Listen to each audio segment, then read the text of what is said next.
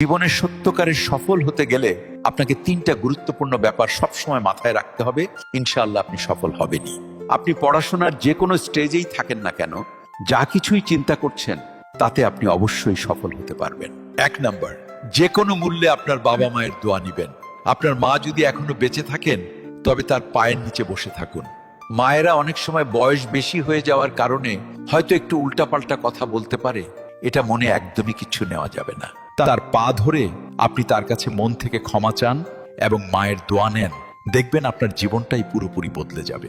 আপনি উন্নতির কোন শিখরে পৌঁছাবেন তা নিজেও কখনো কল্পনা করতে পারবেন না, তাই বাবার দোয়াটাও অবশ্যই নিবেন। 2 নাম্বার গুরুত্বপূর্ণ বিষয় হচ্ছে অধ্যবসায়।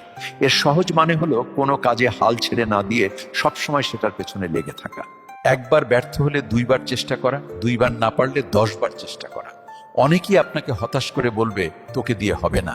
এমনকি অনেক সময় নিজেরও মনে হতে পারে যে আমি হয়তো পারবো না, কিন্তু মনে রাখবেন আল্লাহ পরিশ্রমকারীকে খুব পছন্দ করেন। আপনার প্রধান কাজ হলো নিজের সর্বোচ্চটা দিয়ে চেষ্টা করে যাওয়া এবং ঘাম ঝরানো, কারণ ফলাফলের একমাত্র মালিক হলেন আল্লাহ। নাম্বার 3, আপনাকে অবশ্যই সব ধরনের গোপন গুনাহ ছেড়ে দিতে হবে এবং বেশি বেশি করে গোপন ইবাদত করতে হবে। গোপন গুনাহতে যারা লিপ্ত আছেন দয়া করে এর আশপাশেও থাকবেন না, দূরে থাকেন ভাই, না হলে আপনি পুরোপুরি ধ্বংস হয়ে যাবেন। এর কারণে এমন ভয়ঙ্কর রোগ আপনার হতে পারে যেটা আপনার বংশের কারো কখনো হয়নি এবং যা কাউকে আপনি বলতেও পারবেন না। এই জন্য সব গোপন গুনাহ ছেড়ে দিন। আল্লাহ তাআলা আপনার উপর অনেক বেশি খুশি হয়ে যাবেন। তার ইবাদত করুন। আল্লাহকে রাজি খুশি করতে গোপন গুনাহ ছেড়ে তাহাজ্জুদের সালাত আদায় করুন। আপনার স্বপ্ন সত্যি হবে ইনশাআল্লাহ।